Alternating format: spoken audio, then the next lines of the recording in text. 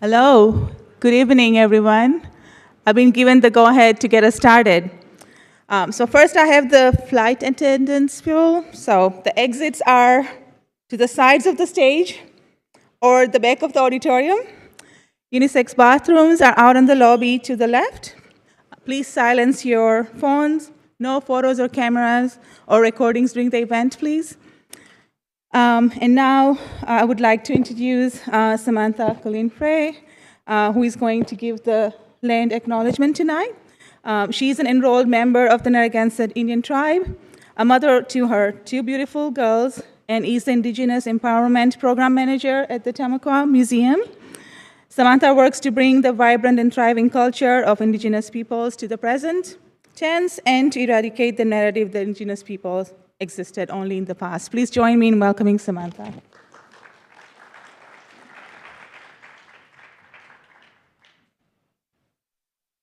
Two microphones, very special. I'm not used to making notes on my phone. I feel like I'm bridging that Gen X millennial gap, and somewhere in there we're getting techie but not so techie. So Askawi Kwasin, Nitasui Samantha, Wuni Nakan. Hello, how are you? My name is Samantha. When I got this topic for just good food, it immediately had me thinking about land. Land usage, land ownership, land stewardship, land development, and land back. It is an odd concept to be Indigenous and have to think of food as a system. As Indigenous people, it is in our life ways to be stewards of this place, of this land, to cultivate, to grow, to have the foods, to use them for medicines, to be stewards, to make sure that it survives not only for those of us in this space and the animals and the people in this, the things in the ocean, but also for the next 7 generations. And what is it to look like for all of us if we don't start thinking about how do we sustain our systems in order to provide for not only those of us right now, but those of us to come. So when we talk about land acknowledgements, it's a mechanism that often is used to say, yes, this land was stolen, yeah, we're here now, and then we're done. But I think it's really important to understand that the state of Rhode Island has the Narragansett Indian tribe. That is the federally recognized tribe here. We have always been here. We have been here since time immemorial, and we will continue to be here. And so I think when we start having these conversations about food systems and sustainability, that we include all voices at the table, but especially those who have known this land forever. And I see that happening not just with food systems, but across the border here at URI in small ways and big ways. So if you didn't know, I work at Tamaqua Museum. I think that was in the intro. And we are building our new home here right down off of Ministerial Road. And so there's that partnership. There's the scholarships for Narragansett youth to attend the University of Rhode Island now. And so you start to see it in small ways, but I think there's always other opportunities to be inclusive of the voice. And it's a process, building relationships with each other and learning more deeply about our collective needs as a society is always something that we're going to continue to have conversations about. So when we talk about just good food, we are truly creating equitable and sustainable systems that are resilient, and that's something that Indigenous people have always had to do through colonialism, through diet changes. There are things here that don't grow anymore that used to grow. There are new plants and new animals here that we didn't used to have, and ones that have gone away from us. And so I think having those conversations is important. So in acknowledging that this land, this beautiful state of Rhode Island, was and is Narragansett land, we have to acknowledge the Narragansett people as stewards of this land. And we have to make sure that when we're planning new systems, having conversations about access, use, the new blue economy, that we're inclusive of the original inhabitants here, and making sure that we're understanding that we're not separate from the land. As people, we are part of the land and all that comes from Mother Earth. And we take that stewardship of our land as Indigenous people very seriously. So I don't want to overtake my time because I can talk forever, and I was told it's 5 minutes. Thank you, Anna. And so Katavatash, thank you for having me.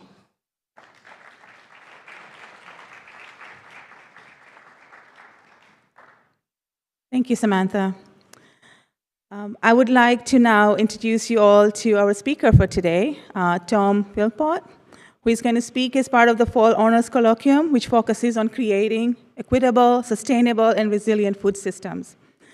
Tom was a food and agriculture correspondent for Mother Jones for 11 years, where he wrote about the intersection of food, politics, and economics. His writing and commentary on food politics have appeared in the New York Times, Newsweek, and other publications, and he has been interviewed by numerous radio programs, including NPR's Splendid Table, Fresh Air with Terry Gross. His recent book, Perilous, Bounty, The Looming Collapse of American Farming and How We Can Prevent It, explores the combination of global diet trends that incorporate interests that have put American agriculture into a state of what he calls quiet emergency. The book was a finalist for the New York Public Library's Helen Bernstein's Book Award for Excellence in Journalism. And Tom has won numerous other awards, including the Gerald Loeb Award for Distinguished Business and Financial Journalism. Tom is now a senior research associate at the Center for Livable Future at Johns Hopkins University, where he's doing research and policy writing about food justice issues. So welcome, Tom. Thank you.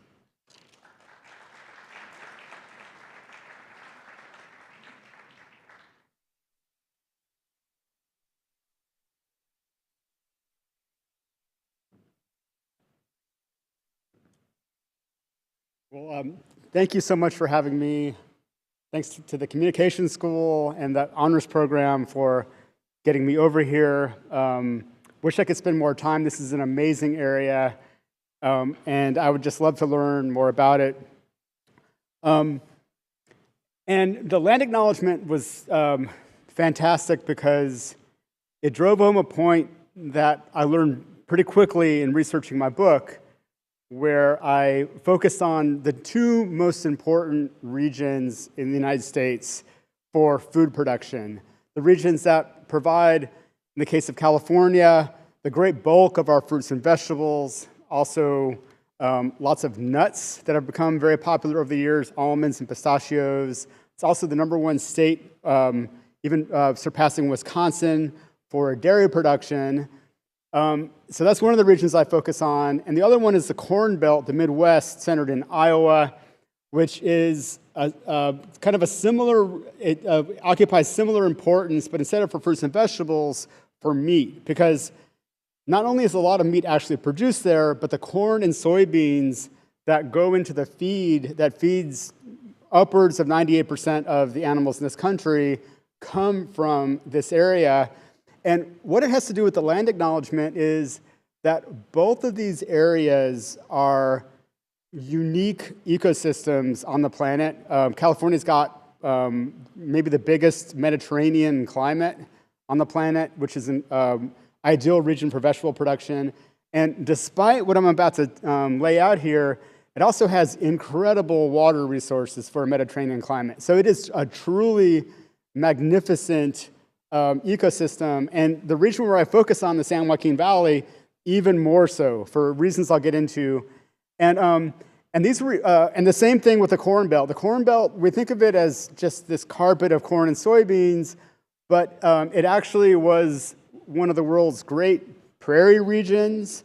It also had extensive wetlands and savanna forests, incredibly productive ecosystems. Both of them managed for thousands and thousands of years by the original inhabitants of this continent.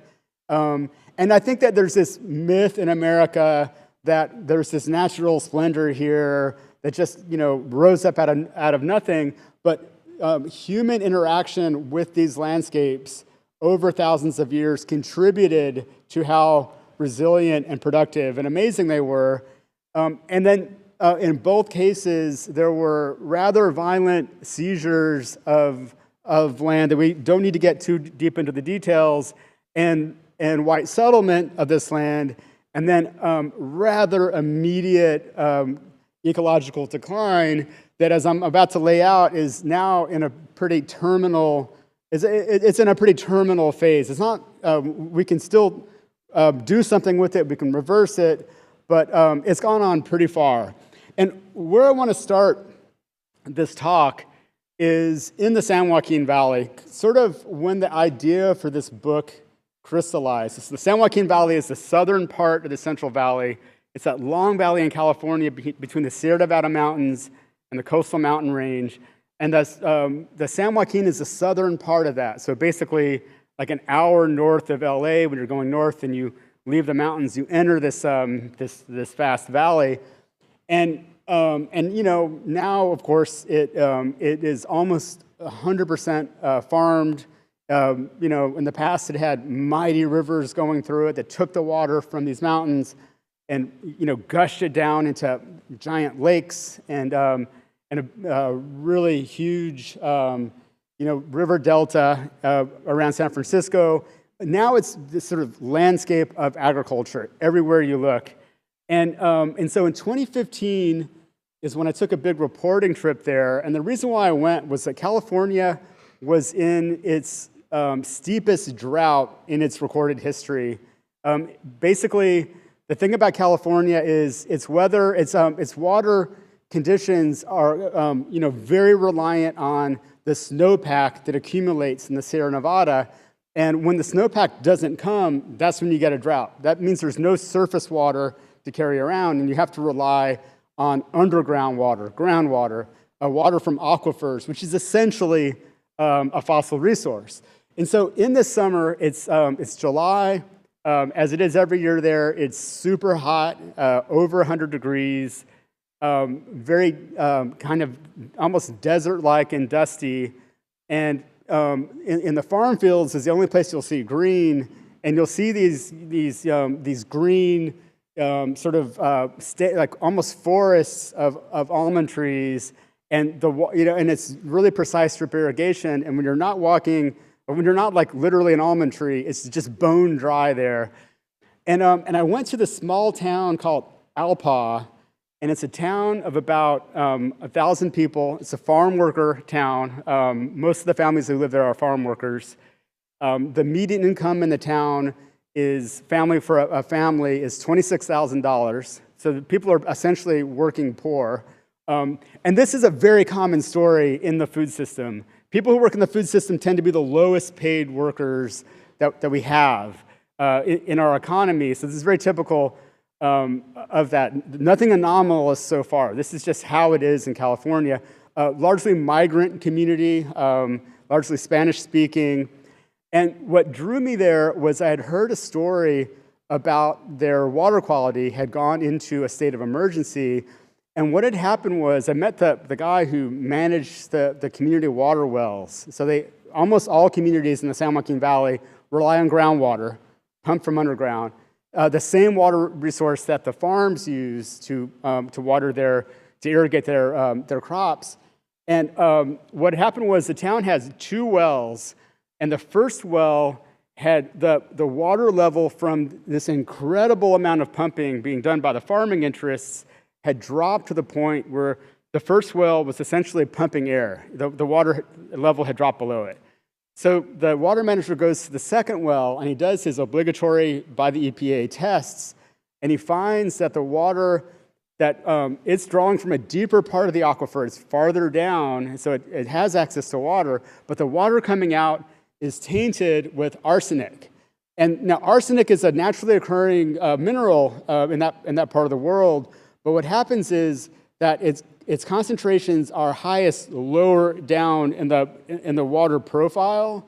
And so as the water level drops and you're getting water from deeper and deeper, it tends to have more and more arsenic in it. So it's got arsenic significantly over the value, over the parts per million that the EPA allows.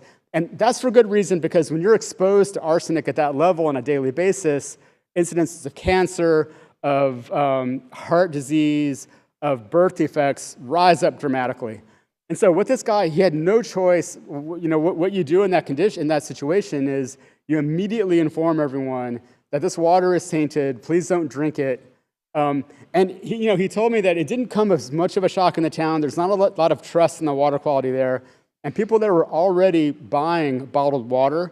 And so you've got people who make an income of $25,000 spending well more than $1,000 on bottled water. This is on top of their water bill to supply water for their families. And I found that fairly amazing.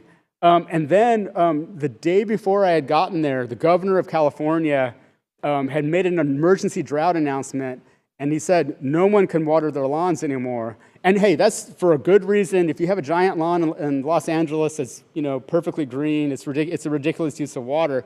But for the people of Alpa, there's these small single-family homes with a little yard, and these yards, almost all of them had fruit trees. So these are people coming from rural Mexico, importing their sort of foodways, planting fruit trees, and supplementing their diets with fruit that they harvest from these trees. And they're being told, you know what, there's not enough water, you can't water your tree anymore. And already, there was already signs of stress in these trees because, people's water bills are really high, so people are already saving water. And now they're being told you essentially have to let them die. But the kicker of the story, and the thing that really just dropped my jaw, and I had already witnessed it driving around the San Joaquin Valley, but this water manager takes me 2 miles out of town, and he takes me to this giant, plantation field where they've already put in young pistachio trees, and so the scene is, it was post-apocalyptic. The sun is beating down, and it's just this blue sky. The earth is just caked dry, and there's these lines of small pistachio saplings coming up with drip lines on them, and so the water is very precisely watering those. And then there's guys, here and there dropping these giant wells, drilling down, essentially straws into the aquifer to pull water up, and the whole thing was completely unregulated. In other words, if you were a person who lived in that town, you were subjected to poisoned water that you couldn't drink or water your trees with. But if you were a landowner and doing agriculture, then basically the water, if you own the land, you can drop a straw and tap that water, and there are no restrictions. And so I'm just sitting here, sweltering in this heat, just thinking to myself, this is one of the most massive displays of just raw power that I've seen. These agriculture interests who have billions of dollars, there's this giant market for pistachios and almonds, not just in the United States, but they produce so much more almonds and pistachios than we can eat in the United States, that upwards of 60 to 70% of both these crops are exported.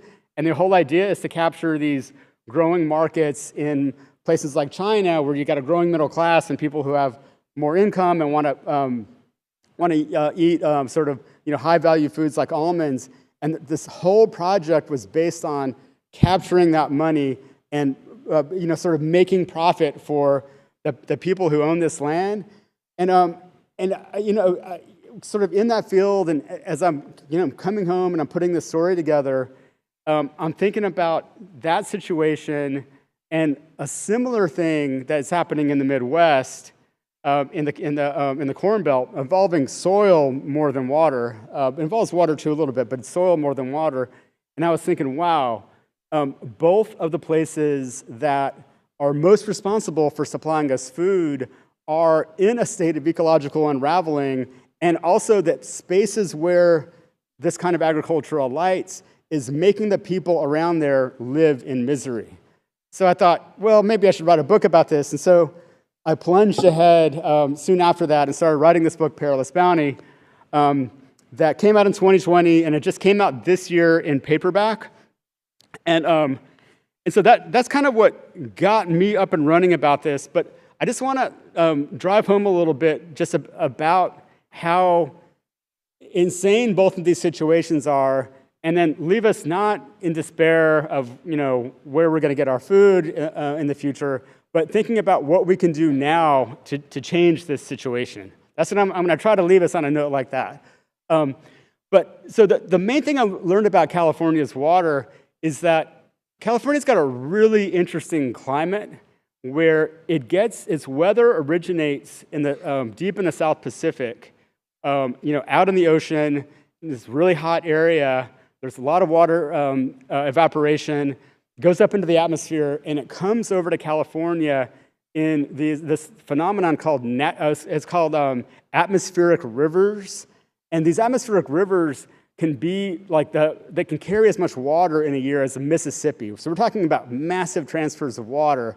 And what happens is that and what makes it a Mediterranean climate, I think, is that these storms, these atmospheric rivers, come in the winter, and then in the summertime, a high pressure ridge develops, and the rivers, these atmospheric rivers, are diverted north and south, and so you get much rainier regions in the Pacific Northwest and in some parts of southern Mexico, where California essentially is dry for most of every summer. And then in the winter, this precipitation comes and usually becomes snow and falls in the Sierra Nevada mountains. These mountains block this weather and capture this snow and melts it. And so basically, that is the entire basis of California's agriculture system, is capturing this snow melt. And they've, massive government investment in dams and in aqueducts and canals to divert this water into irrigation.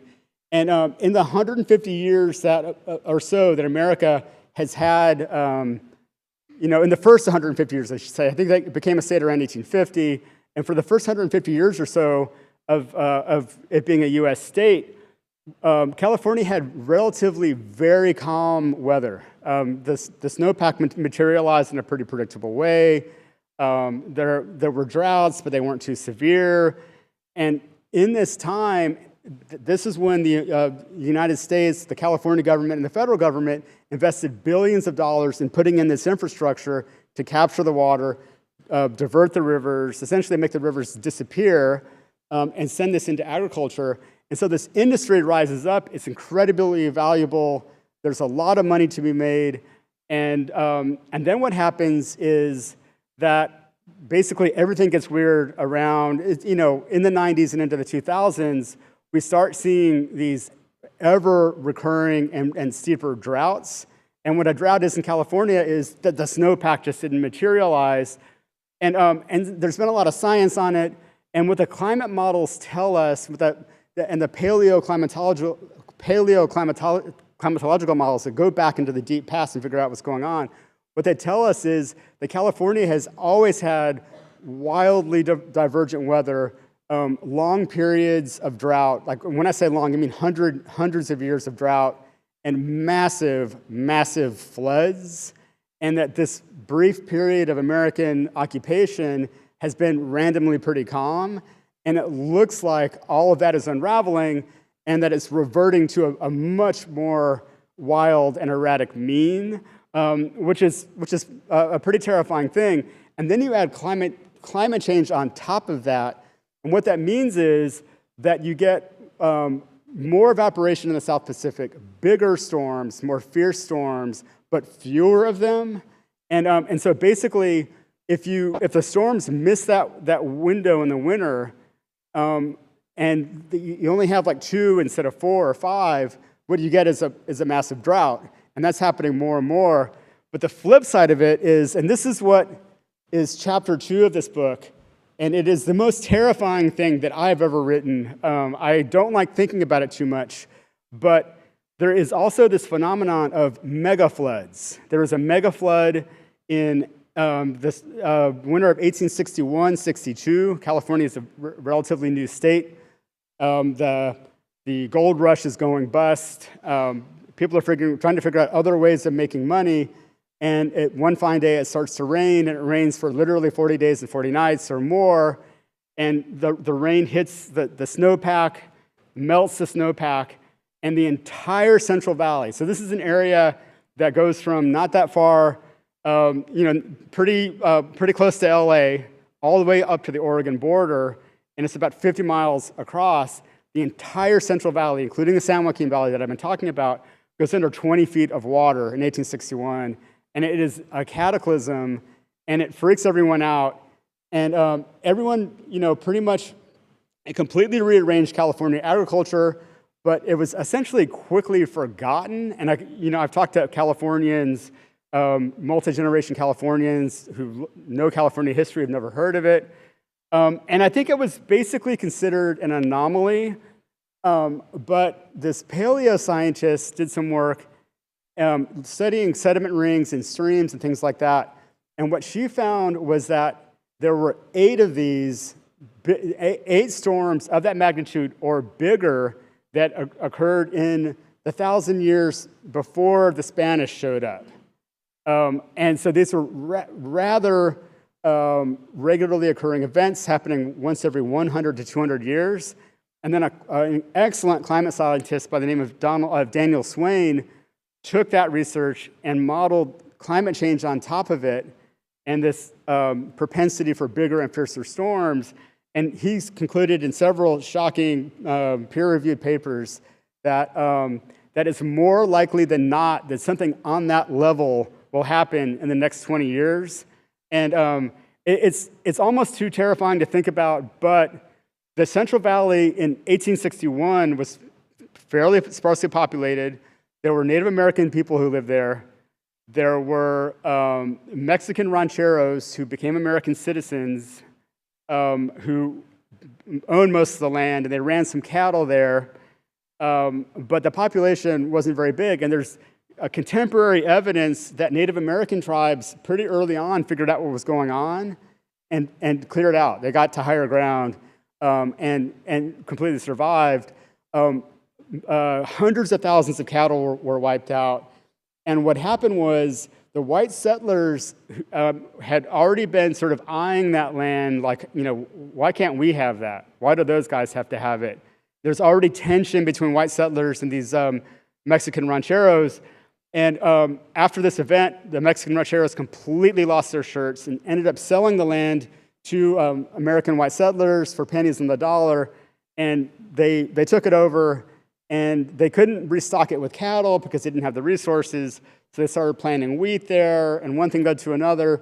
They started figuring out how to capture the water, and they got the government involved. They got government aid in building the irrigation infrastructure, and that's how it became the vast agricultural empire it is today. So it did rearrange agriculture, but the point that really gets me is the Central Valley in 2022 has millions of people.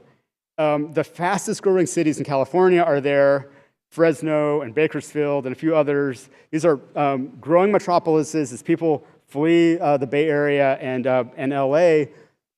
There is massive amounts of agriculture. Think of all the agrochemicals. Think of all of the pesticides. Think of all the enormous dairy industry. And a dairy cow today is way bigger than a beef cow was a couple of centuries ago.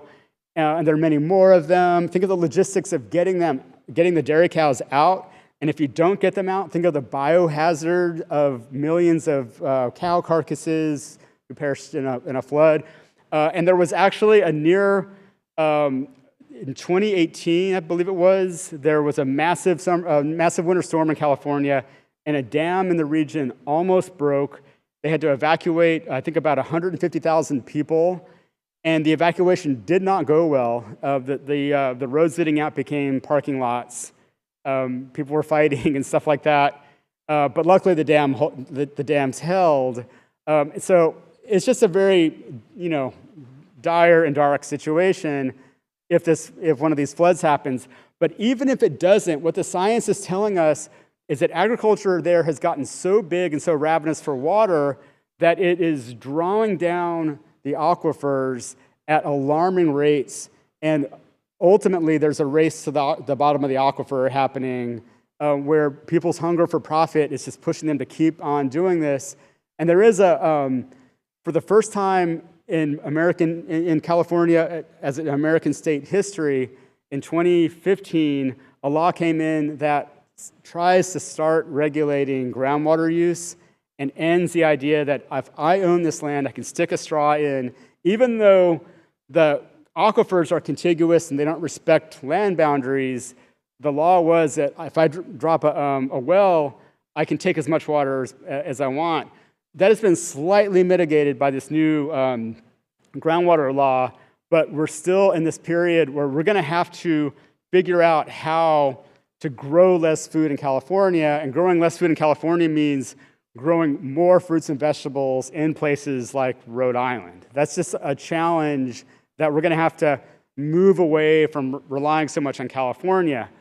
And I don't think it's going well so far. And when I wrote my book, we were in this awful drought, came out of the drought for a couple of years, and we're back in it. We're in a worse drought now than we were in the second half of the last decade.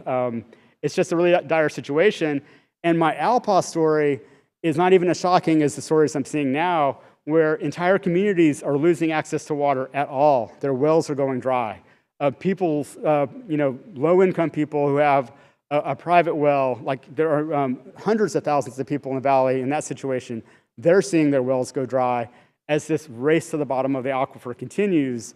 And it's not a situation that can sustain itself. And then just to really briefly move over to the Corn Belt, right around the same time I'm doing this work on California and sort of grappling with this, this massive problem, there was a series of really bad storms. This is like 2013, because I had been working on it for a couple of years, and these ideas were kind of incubating side by side. There's this really bad set of winter storms in the Corn Belt, so what happens in the Corn Belt, they essentially grow two crops, corn and soybeans, over something like 170 million acres, most of that concentrated in the Corn Belt. And they're both planted at the same time, like in the spring, and they're harvested at the same time in the late fall. And in between, the land is bare. You got two crops. Cover crops aren't really a thing there. They're trying to get them to take off, but they've so far failed. And so you've got bare ground between the harvest and essentially June the next year, because you plant the corn and soybeans, it comes up, it develops a canopy. And when it develops a canopy in June or July, then you got pretty good coverage. But until that time, you've got bare ground. And so these really bad storms come in, and they cause some flooding. But what really got me was this article I read in the agricultural trade press about this researcher at Iowa State who was documenting the erosion that happens in these events. Because what happens is when you get hard rain hitting ground, the soil goes on the move. And what happens is the water has to go somewhere, and it's not percolating down because the ground is so sort of bereft of organic material. It's got sort of this dry crust on top. It doesn't penetrate. What it does is it just sort of washes the soil away, and it forms these what they call them ephemeral gullies, where the water sort of finds the natural contours of the land and flows in them, and it sends soil on the move in these contours. And what you get is these like giant, it could be as much as 6 feet deep, gashes in the land. And this scientist was explaining that what they represent is soil that's been taken away. And he does this calculation. This guy named Richard Cruz, he's in this book a lot. He does this calculation, and he reckons.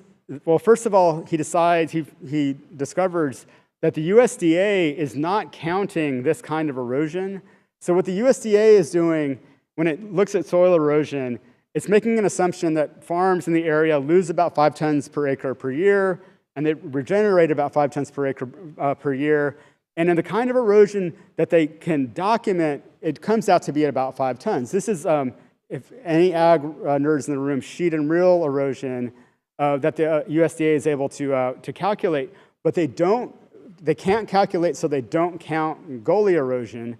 And so what Richard Cruz finds is that on average, you've got really terrible years like 2014 that are extreme, and you've got years that aren't so bad, but when you average it out over time, they're losing about 3 extra tons per year of soil per 3 tons per acre a year. And so now instead of losing 5 tons and replenishing 5 tons. Now you're losing 8 tons and replenishing 5 tons. So that's already pretty concerning. But Richard Cruz had one more adjustment to make, and he says that the 5 tons of replenishment it's these natural processes where rocks weathering underground and creating soil and interacting with organic matter, this natural process that there's no good research establishing 5 tons per acre as the number. And he says that the best research that he knows about that in the Corn Belt in Iowa, it's actually a lot lower than that, and actually more like a half a ton per year. And so if you do the math, now you're losing 8 tons per year, and you're replenishing a half a ton.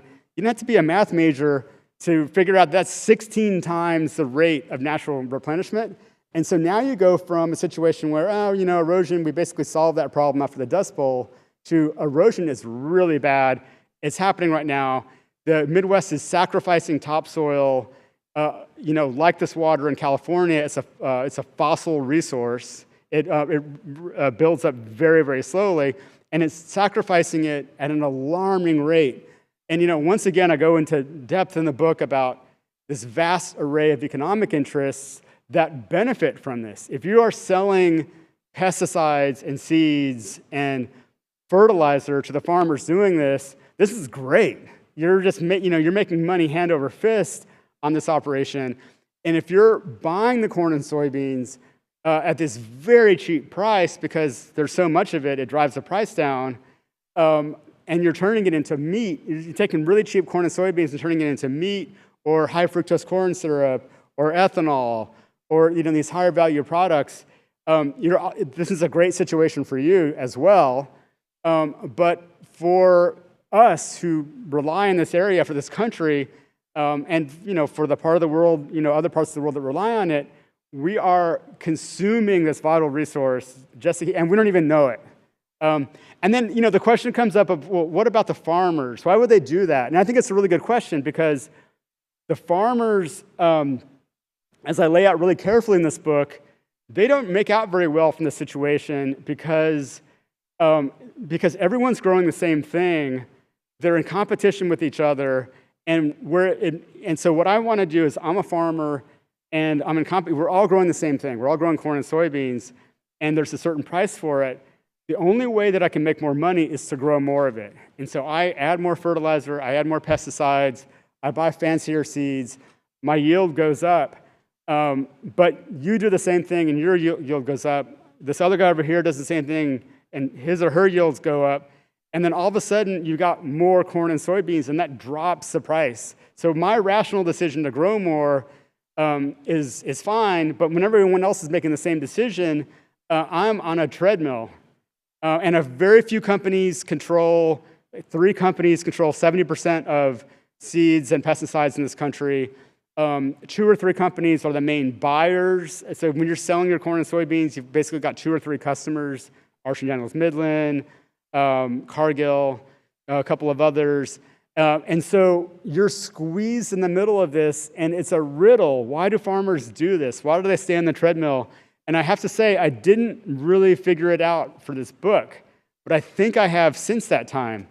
And so if there's ever a second edition, I'll get this in there. And that is that farmers are compensated. Oh, and we should just get in there that most of the profits farmers make in this situation where you got such tight economics is from government subsidies. Basically government subsidies make up the difference. There's a lot of money losing years, and the government subsidies come in, and so you're not losing money if your expenses rise above your revenues, because the government's making up the difference. But you're not making very big profits, and you have to be pretty big, like 10,000 acres, to make a significant amount of money, and that would be a really big farm. But the way that farmers are compensated, and what keeps them in the game, I think, is that their land prices keep rising. There's been this massive boom in farmland prices in California and in the Midwest. So if you're a farmer in that situation, maybe you realize this is a terrible business. I'm just growing these soybeans, they're getting taken away, I'm barely making any money, and it's a government check, and maybe I'm a right-winger who doesn't believe in the government. It sounds like a terrible situation, but the land under your feet is continually appreciating in price, and you can take that and leverage it for loans. You can take a loan out to send your kids to college. You can buy a tractor against it, and you can have a pretty nice lifestyle based on it, knowing that you're building family wealth and that you can always sell off some of it. And that's basically, and there's been a massive shakeout of farmers. The number of farmers in the Midwest has plunged, but the ones who are sitting on the land are sitting on massive amounts of wealth. And I think that's what keeps them in the game. But the really dire part of that is that young people who want to go into farming, who maybe want to try something different that's less environmentally destructive, are essentially kept out of the game because the prices are so high. And so you get stuff like, Bill Gates wanting to diversify his portfolio of investments, and there's this great opportunity, invest in farmland. It's been going up, 5 to 10 to 15 to 20% a year for half a century. Get in on that game. And, it's a sort of a classic great investment where the value of it is appreciating, and it's also throwing off some income, even if the income stream maybe isn't that great from farming. But you basically rent your land and collect money. And half of land in the Midwest is rented. Some guy like Bill Gates or a hedge fund owns that land. And so that is a major reason. That is a major inertia. It's a major reason why it's so hard to change the system, because young folks don't have the cash to get hold of land. And the next speaker is Leah Penniman, and she is really good on the food justice issues and the sort of racial justice implications of this system. So she's going to be remote, but everyone should tune in. And her book, Farming While Black, is amazing. And so that's the situation in the Corn Belt. And so the Corn Belt cannot sustain, it cannot keep losing topsoil at this rate.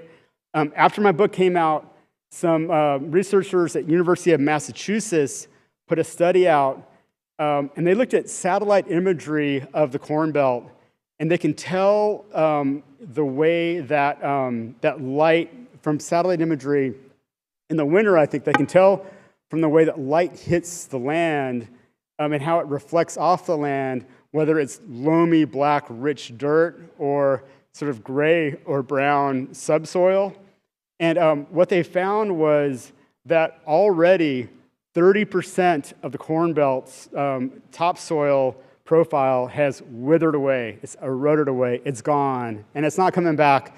And if you overlay that with Rick Cruz's work about how we're losing it at 16 times the pace of replenishment, we're looking at a disaster in the Corn Belt. Now, they're able to maintain yields. They pump it so full of fertilizers and chemicals that they're still getting really high yields off of that. But that treadmill is eventually going to run out of steam, because without actual topsoil, you need some of it.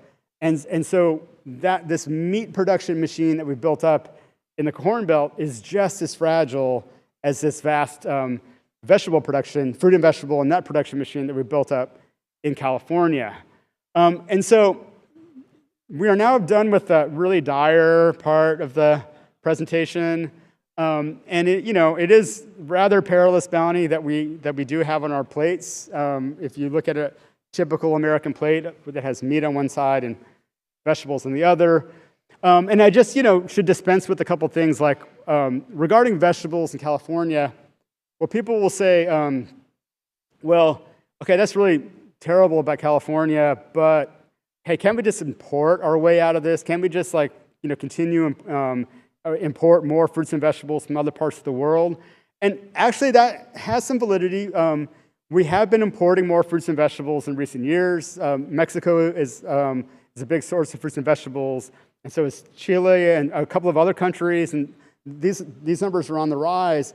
But if you look at these regions, these regions where they're producing fruits and vegetables at scale high enough to make it to our supermarkets, these regions are also having their own severe, dire water problems. In fact, a huge part of Mexico's production happens in Baja California, right below California, and they're having a similar set of issues. Let me just put it like that, with water there, and it's not getting any better. The region where we get fruits and vegetables from Chile has been ravaged by droughts in recent years. There's no part of the earth that can produce fruits and vegetables at that scale that's going to make up for California anytime soon, and probably never. And so that's why, in the book, my solution, the third section of a book like this has to have a solution section, and so I talk about that. My solution is, what we simply need to do is, we need to scale California's agriculture down. We need to take land out of production, and not all of it by any stretch, but we need to right-size it to its actual 2022 water resources. And I would say it's overusing them by about a third, and so we need to lop California off, about a third of California agriculture off. Is what I think as a baseline. And that does not mean that we have to starve or stop eating fruits and vegetables. What it means is that we really have to bolster local and regional food production networks all across the country, including in Rhode Island. That means we have to figure out ways to support farmers, including Black and Indigenous farmers, to get onto land and have a shot at making it. We need to figure out what resources young people need to start farming in these regions. And there's all sorts, people say, well, how are we going to get, lemons in December in Rhode Island? Well, maybe you're not going to have lemons, but what you can have with simple and not very expensive season extension infrastructure like greenhouses and hoop houses and things like that, you can extend the season and go deeper into winter with fresh, and maybe even all winter. There's a farmer up in Maine named Elliot Coleman who's figured out a system, a very sort of low-tech system for churning out food like carrots and greens and stuff like that in Maine all winter long. And that, that means maybe a little bit less for everybody. Maybe it's a little bit more expensive. We have to remember that it's an incredibly unequal country. There's a lot of inequality. We need to have food aid for people. We need to have resources for people to make them be able to afford it if it's too expensive. But we can do stuff like that all over the country.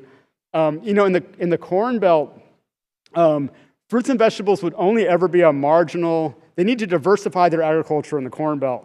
But fruits and vegetables can only ever be marginal for the simple reason that you can, on just a very little bit of land, produce a whole lot of fruits and vegetables. And there's this researcher I quote in the book from Iowa State University who did the math, and he calculated that in the growing season, let's say March until November or October in the Corn Belt, if you devoted a couple of 100,000 acres of land, you could essentially make the entire Corn Belt self-sufficient in a list of vegetables that includes like onions and garlic and kale and broccoli and carrots and a bunch of, not everything, but a whole bunch of really high-quality vegetables. The Corn Belt, and this includes metropolises like Chicago and the Twin Cities, and there are big cities in the Corn Belt. The whole thing could be self-sufficient in vegetables for a few 100,000 acres, and just for scale, a typical Iowa county has that much land. Now, you wouldn't want to make one Iowa county your giant vegetable factory. You would disperse it around, it would go from maybe 10,000 acres now to 300,000 acres. The entire Corn Belt could be self-sufficient. And then with these tweaks of season extension infrastructure, you could go out of the growing season. So there are all kinds of solutions like that. And in terms of, so if vegetables can't be the answer in the Corn Belt for diversification, the answer there is pretty simple. It's just diversifying away from corn and soybeans. And I kind of profile a great farmer in here named Tom Franson, who's in Iowa, and he simply started growing, he added winter rye to his rotation, and he's got hogs and cattle actually on the farm, not in these giant feedlots. that just cause pollution. And he is with his winter rye, he's able to keep more than a third of his land covered in winter with a living crop. He plants some cover crops on the other acres, and he's got his land basically covered all winter for when these storms come. And I should mention that these winter storms, because of climate change, the weather in the Midwest originates in the Gulf of Mexico, which is another really hot place that's getting hotter. And the storms are getting way more fierce and more often. And these winter storms that are sending all this soil on the move are happening with greater and greater frequency. And that's been documented in various climate studies. And so it is desperately necessary to figure out a way to cover a lot more of the land in the Midwest in the off-season. Other things you can do is grow pastures and bring animals out of these giant factory feedlots and put them back onto the land. So you could still have meat and even higher quality meat and make animals. Right now, animal agriculture is a big part of the problem in the Corn Belt for reasons I get into a lot in this book. But you can make them part of the solution. You can make them part of how to make money and keep this and take care of the land with animals and keep the ground covered and still produce a crop that we can all eat. And so these solutions, they really come down to right scaling and diversifying, like diversifying away from relying on just California, moving it out into moving fruit and vegetable production into other parts of the country, diversifying crops in Iowa.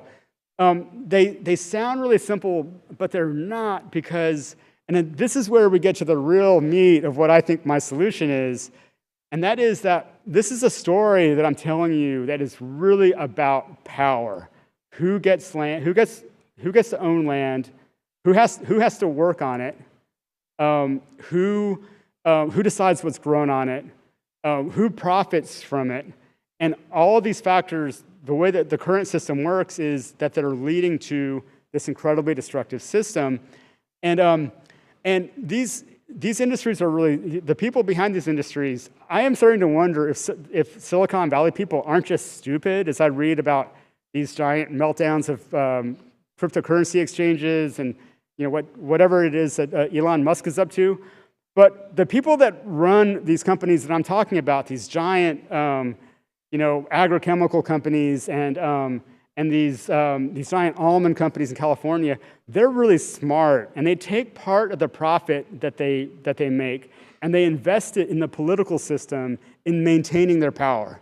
They swamp Washington and California and Iowa state houses with lobbying and campaign finance. They cultivate politicians. They've made a situation where there are huge differences between the Democrats and the Republicans, but in the policies that prop up the things I'm talking about in California and in the Corn Belt, they're completely and 100% bipartisan. Don't get me started on Tom Vilsack, the guy who first Obama and then Biden chose to be USDA secretary, but a man of the status quo, a man of corporate agriculture through and through. And so with the solution, if the problem is power, then the solution becomes, how do we rearrange the power dynamics? How do we create policies, because we do live in a democracy, how do we create policies that actually make for a just and sustainable and resilient food system? And the problem becomes not so much technological, but political. How do we generate social movements? And we've seen, I think very inspiringly so, we've seen a social movement that's pretty powerful that has risen around climate change. We've seen climate protests. The conversation around climate change has changed dramatically in the past 10 years. And a lot of that is because there has been a climate movement of young folks, like some of the people in this room, just realizing that we have been handed this really unstable planet, and we know why, because we're burning so much fossil fuels, and we're demanding change. And something similar has to happen with food. There has to be social movements and politicians with social movements behind their backs to come in and rearrange things and create new policies that avert these disasters that I'm talking about. And the good news is it's starting to happen on a nascent, it's in a nascent phase, but it's happening. When I was finishing this book, Bernie Sanders and Liz Warren were both riding really high in the Democratic primaries. I finished at the end of 2019. Both had very progressive foreign policies. Both had very progressive pro-worker policies. And there were social movements behind them. And when politicians like that win and they take office, they're not beholden to the agrochemical company that gave them a huge donation because they've offended that company. They're beholden to the social movements that push them through. Now, the social movement, a lot of things happened. The pandemic hit. Things changed really fast in 2020, and all of a sudden they dropped out of they were done. And Biden is a man of the status quo. And I think he's made some surprising moves in a good way, but those moves have not been with agriculture. He is a man of the status quo with agriculture. There is still more work to do. But as with climate, this generation, the younger generation, like you guys finishing up college or in college, this is the sort of hand that you've been dealt. Climate change and a collapsing food system. And really, it's going to be your energy that galvanizes us and makes us older folks do more work to change this and get politicians in office that are not beholden to these interests. And with that, I think I've gone more than 5 minutes past my 5-minute sign, and so I think I'll open it up to questions. Thank you so much.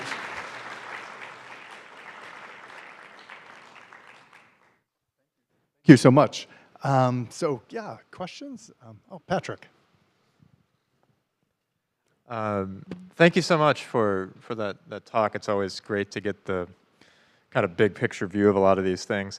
I had a question about where in your understanding of this, because it came in a few parts throughout the story, but what wasn't a central feature of the talk tonight, where does the labor and the work piece come in? So I mean, for California, for example, thinking about it, one of the other things that's propped up California forever has been wave after wave after wave of exploited immigrant labor.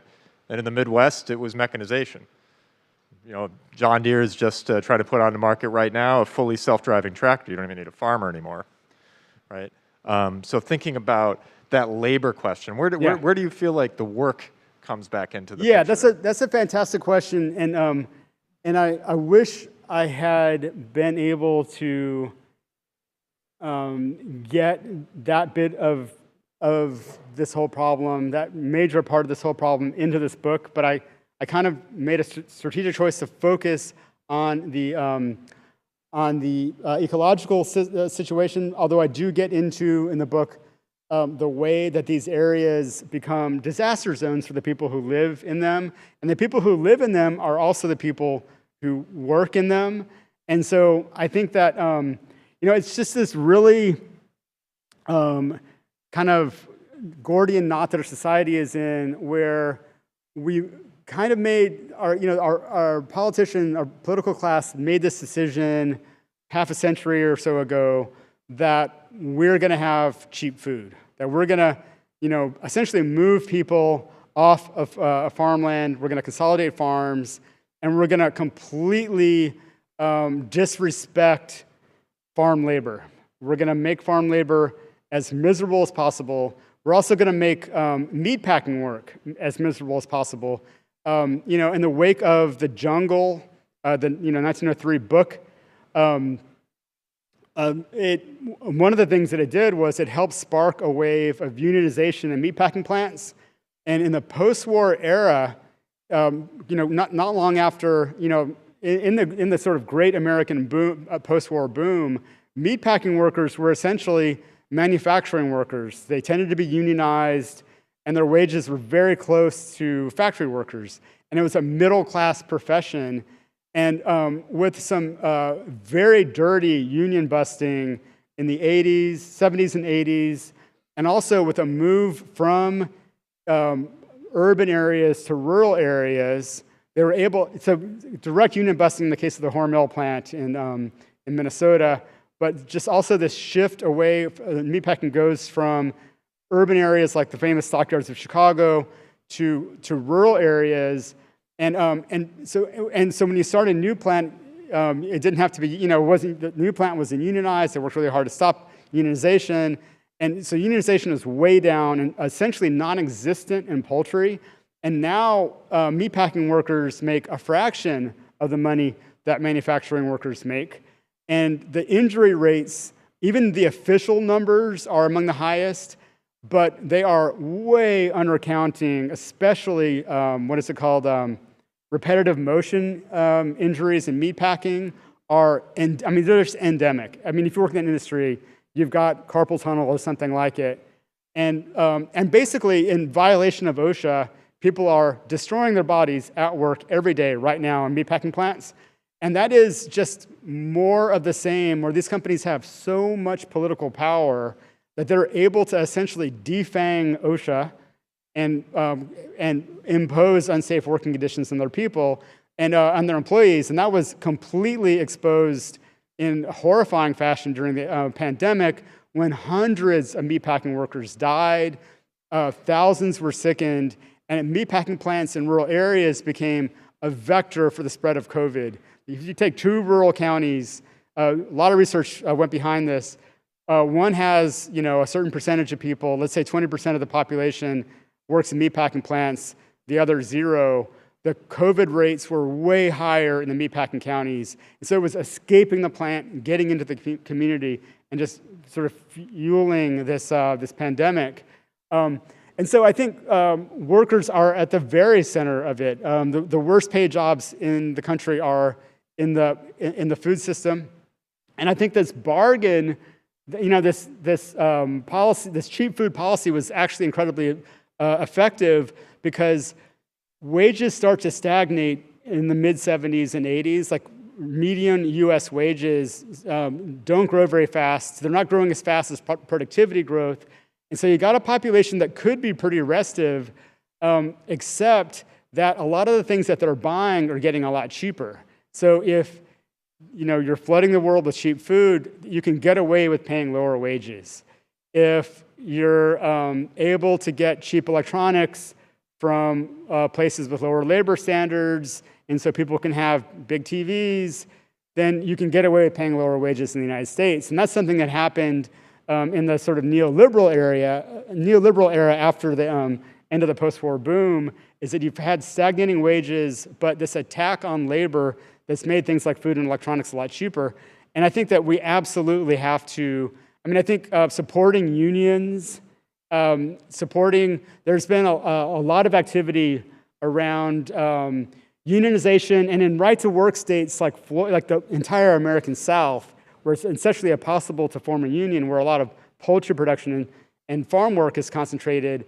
I think supporting stuff like the Coalition of Immokalee Workers, which is a fantastic workers group. It's not officially a union, but it's a worker-led organization that's defending tomato workers from, incredibly substandard housing conditions, violence on the job, at times modern-day slavery, where people are essentially indentured servants who.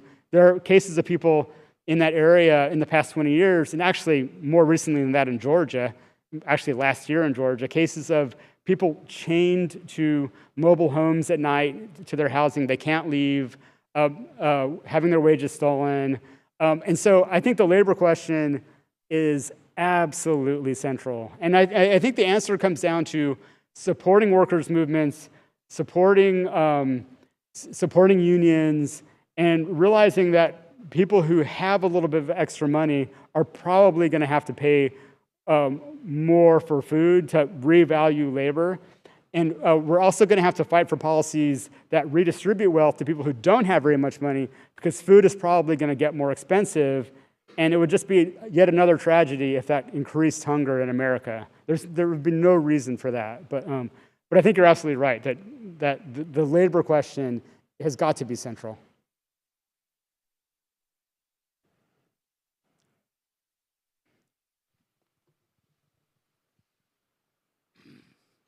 Thank you for your presentation. It was dark and it was light.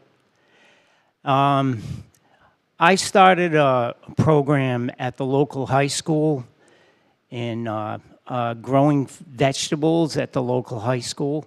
And my classes were the most popular classes in the high school. But the kids, they knew so little about food. And so what you essentially laid out was a political problem. But I'd like to add a cultural problem. The culture, we have so many distractions. We're distracted by electronics, we're distracted by materialism, we're distracted by our isolation. And food, and it's an educational problem. When I went to URI in 1969, they started dismantling the agriculture program in here. And they started building turf farms. And so you've got to start educationally and with a family to bring food to a central place in our psyche. Yeah, I'm gonna agree with that, and I think that it's another one of these things where we kind of know the answer, and you kind of alluded to it in your comment, and that is that we have a lot of pilot projects and projects here and there across the country to take food in schools and take it from this thing that you literally get. This is something that just shocks me to hear. You literally get lunch hours, quote unquote lunch hours, that are 20 minutes. They're bringing kids in. They're slopping out this really industrial stuff, and they're teaching them. Schools are the public institution that catches most kids in this country. I know there's a lot of kids in private schools that have higher resources, but so many kids go to public schools, and this is our public way of telling them what food is. It's some kind of like dinosaur-shaped chicken nugget to be slapped on a plate and consumed as fast as possible so you can get on to do something else. And obviously food, you can use food as a didactic tool in so many ways. You can teach about science growing food. You can teach about science cooking food. There's food history. It's such a tangible thing that's a part of our lives. And I think that, I have a lot of problems with Alice Waters, famous Berkeley chef and restaurateur, but she's got a pretty amazing idea about just sort of reinvesting in school gardens and putting food education back into the curriculum. And I think it's really important because we're many generations now into this world where for just a lot of people, food is this fairly industrialized thing. It's a lot of heat and serve and a lot of fast food. And it's reinforced in the school system. But breaking out of that, I think, will require exposing kids to fresh food in schools through programs like the one you're talking about, school gardens. And it's something that, if I were the education czar of the United States, which no one would ever make me, that's something that we would definitely be doing. We would definitely have school gardens, and we would have cooking classes in schools. We'd have kids exposed to all different kinds of foods and all different, it's a great way to learn about different cultures. And it's just like this incredible missed opportunity that we're doing as cheaply as possible, and yet still managing to generate profits for these same companies. Like Tyson has a famous dinosaur chicken nugget that they've got a pretty good market for in schools. And what this is teaching kids is, hey, this is what food is. It comes out of a bag and you stick it in the oven or you buy it at the fast food joint. And it just doesn't have to be that way. And I think that is absolutely crucial that we, when we take over the political system and kick these bums out, we'll get people in there that are like, hey, let's turn food into a way to teach kids about the world and about their connection to nature and things like that. So I think we're of the same mind that this is a vast, gaping missed opportunity. And I note that a lot of fancy Montessori schools are already doing this. And a lot of people that are executives at these companies making a lot of money off this system are sending their kids to schools like that. But that's a whole different story. Any other questions? Or yes, we have a question.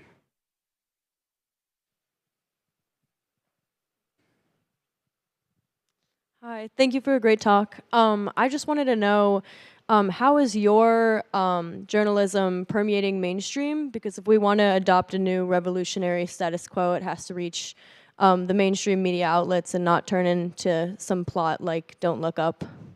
I was having a little trouble hearing. How does my journalism? How is your journalism permeating mainstream media outlets and not, to adopt a new revolutionary status quo?